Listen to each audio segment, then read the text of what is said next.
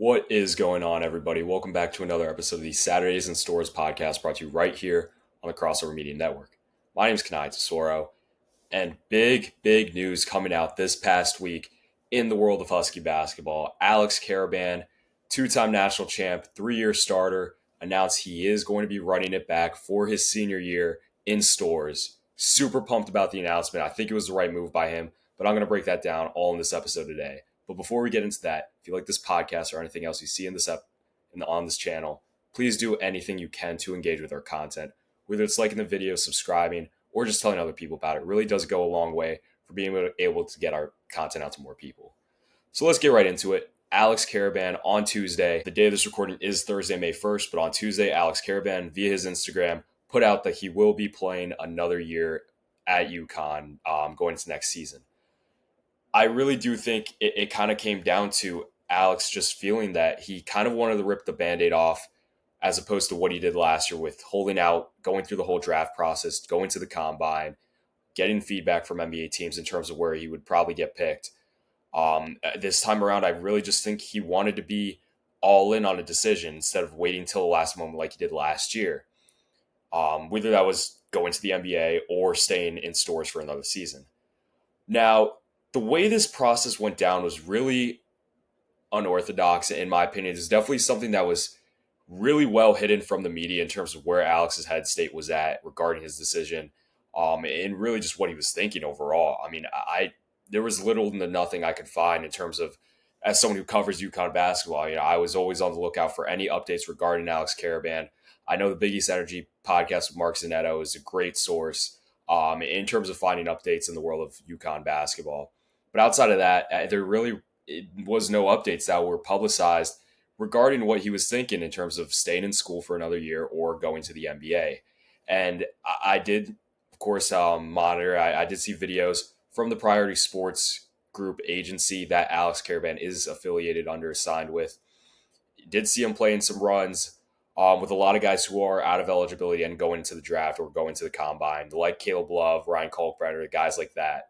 So that definitely made me think that Alex probably was going to go to the draft. And honestly, when this offseason started, from the immediate point of the conclusion of this season, I really did feel Alex Karaban was going to stay in the draft this time around and go to the NBA. And of course, that just didn't end up what ended up happening. And I can't say I'm disappointed. I when you consider how long this whole process dragged out, I talked about on some past episodes a few weeks ago that the longer Alex Karaban holds out, if he ends up not returning, then UConn is really limited in terms of the guys they can get in the portal to fill that starting 4 spot. And I just think, in a way, the longer Alex held out, the more it was going to hurt this UConn program if he didn't return. But ultimately, he did, and he announced he will be coming back. So I think that's huge. I mean, people can say what they want about Alex Karaban, but this is a guy who I think had a lot more on his plate than what he was comfortable with having this past season. I think he came back to try to play himself into being a first-round pick, to be valued at that high going to draft this year. And let's just be honest here. He didn't have the greatest junior season. I've talked about it so much on this podcast. I feel a lot of his struggles were attributed to him just losing confidence once Liam McNeely went down. When Liam went down, this UConn offense really lacked any shot creation whatsoever outside of Liam and Haas whenever Haas was able to knock down shots. And I just think that it kind of forced Karaban to move up in the scouting report in terms of how the opposing team's game plan for UConn defensively.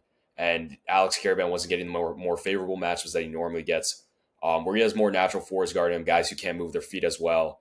But he ended up having a lot more athletic wings, a lot of natural threes. A lot of the team's best perimeter defenders oftentimes were on Karaban in the stretch of games that Liam was hurt. I just think that him not really kind of living up to the expectations that a lot of people had for him going into the season during that stretch really hurt him. I mean, you look at the Nova game at Finneran Pavilion where he misses the 2 free throws, which would have probably won UConn that game. You look at the tough shooting performances throughout some of those other games. Even once Liam came back, Alex definitely struggled at times, but he did have great moments this year.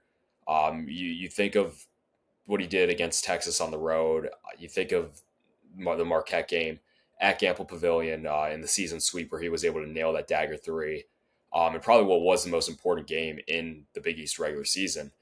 But it's just this is a guy who, like I've talked about so many times before in the past, he's a guy who isn't the archetype of being a go-to guy, a go-to scorer, someone you can throw the ball to with 7 seconds left on the clock and ask him to just go make a play. That's not what he does. He's really good at being able to read what he's getting off of UConn's actions that they run through their sets. He's best suited as a guy who's your third or fourth option, which is what he was his first 2 years at UConn, playing with the likes of guys like Jordan Hawkins, Andre Jackson Jr., Tristan Newton, Stephon Castle, Cam Spencer. He was able to play off those guys. And when it really comes down to it, I do think that kind of is his ceiling in terms of what he can be as a player. And you need to remember, that's what he's going to be in the NBA too. People say he's not an NBA player. I completely disagree with that.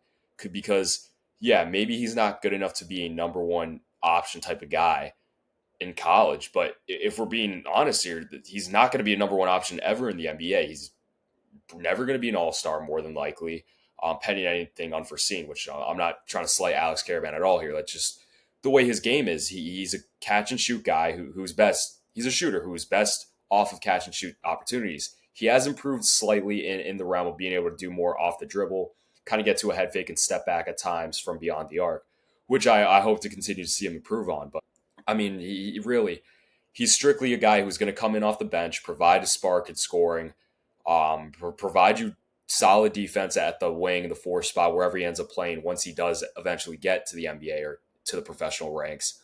And he's a guy who's just going to be a third or fourth option on the court. I mean, you think of the Lakers right now. Say Alex Karaban was going to the draft, and the Lakers draft him in, say, the mid to early second round. He's a guy who's probably going to get some minutes, but he'd be sharing the floor with the likes of Luka and LeBron.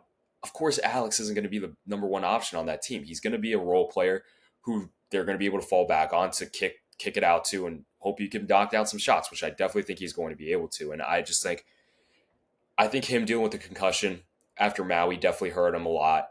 I don't think he was ever 100% after that, just when you would watch him play. And I do think him realizing that he kind of was hurting his draft stock during that stretch when Liam was hurt really kind of dealt a massive blow to his psyche and just his confidence overall. And you could tell that in a lot of the situations where he had to think, such as when he was open from three, he would miss those shots. But in the times where he was already he was already moving, already going through an action, already running through a set, making a cut. He was able to play really well off those opportunities. And I just think with the way this roster is shaping out to be next year, you consider you bring in Silas Demery Jr., who is kind of going to be in that Tristan Newton role where the offense is almost built around him, and he's the guy you throw the ball to with 7 seconds left on the shot clock, let's say, and you ask him to just go make a play off the dribble.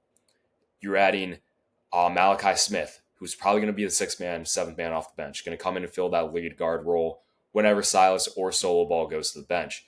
He's a guy that can also create a little bit. Solo, you hope, can continue to improve and become more than just a three-point shooter. Do a little bit more off the dribble, attack closeouts, get into the mid-range like I've talked about the entire year since I've started this podcast. Jalen Stewart, a guy who we really need to make a jump, but has definitely showcased his offensive potential of just being an all-around threat, three-level scorer type guy. We've seen his flashes. We've seen his moments at different games spurted throughout this past season and in his career at UConn so far in the 2 years he's been here. And Terrace Reed, he's a guy that you hope it can kind of be similar to what Adama Sanogo was in 2023, where he can just be a dominant post presence, one of the most dominant in the Big East and hopefully in the country next year. Throw the ball to him in the post. He's either going to guarantee you a 2-point basket or get fouled and go to the line and knock down those 2 free throws. Alex won't have to be so highly relied upon offensively next year the way he kind of was this year. And I just think you're going to start to see the old Alex Karaban come back. I really do deep down believe that. And I think that might just be enough to be able to prove that he is worthy of an early second round pick, if not a late first round pick.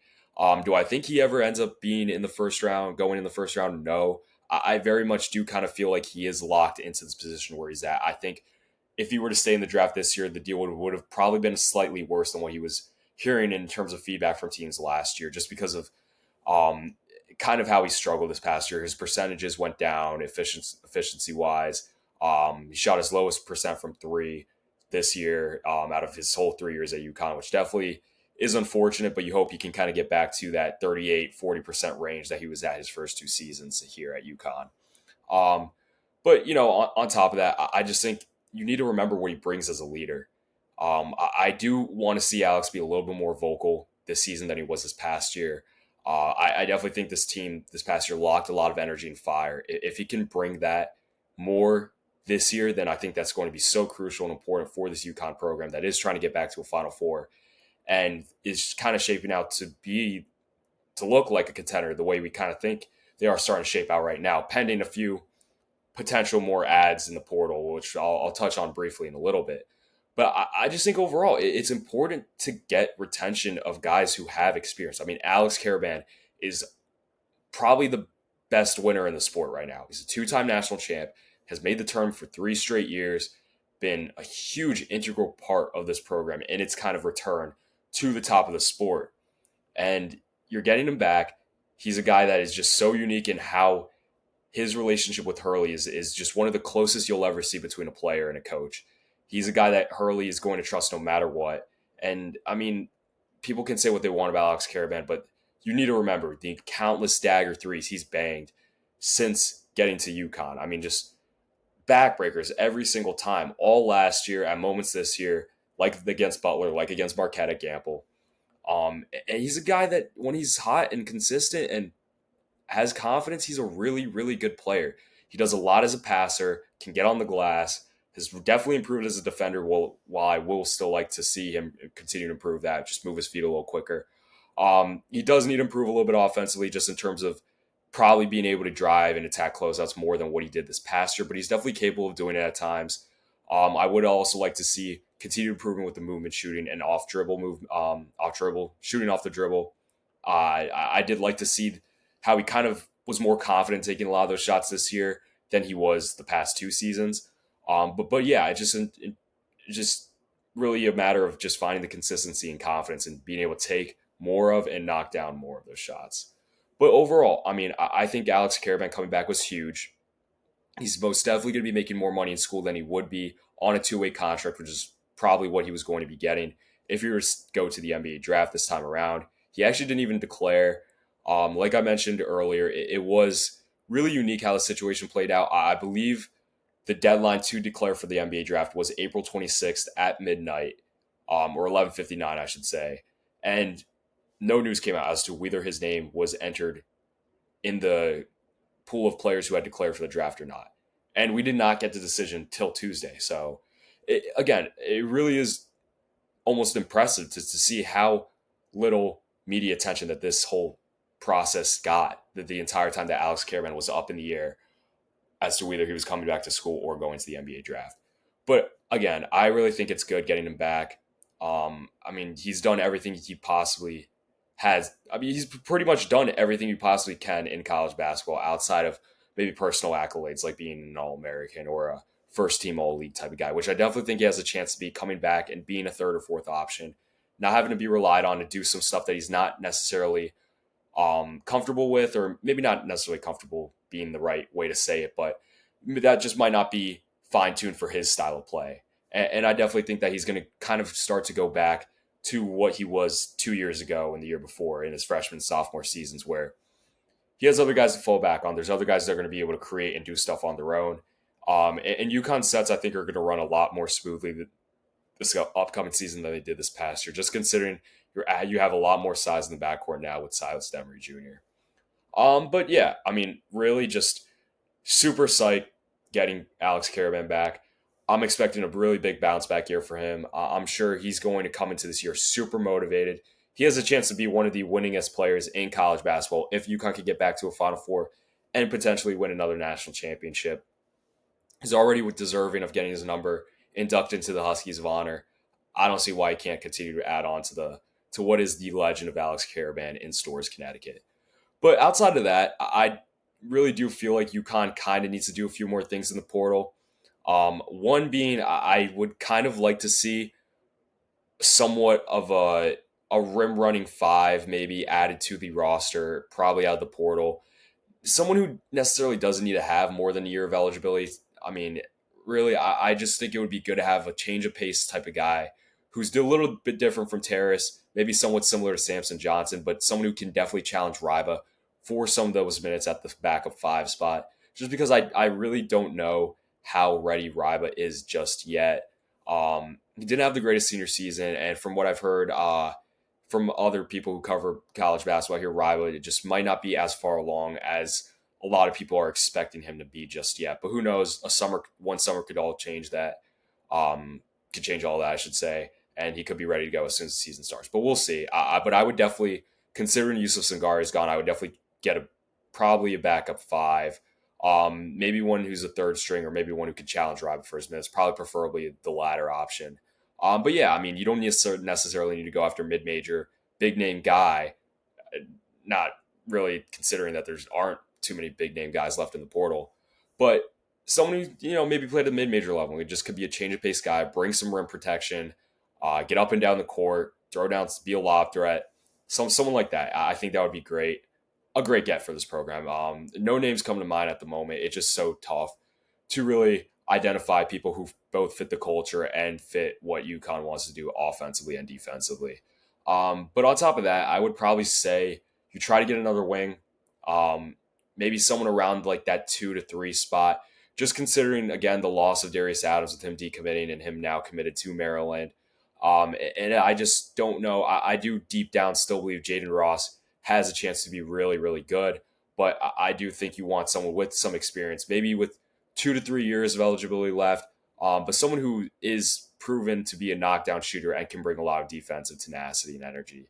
But outside of that, I do like the way this roster is shaping out. I know I've said that many, many times by this point.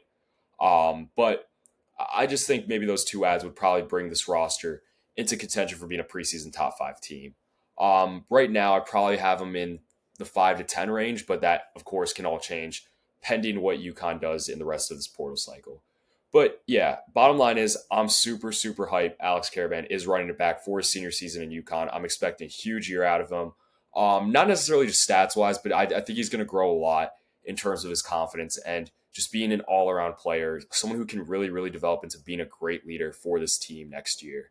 And again, I'm just really excited to see him play in STORRS for one more year. Definitely wasn't ready to see him hang it up yet. Super excited he's back.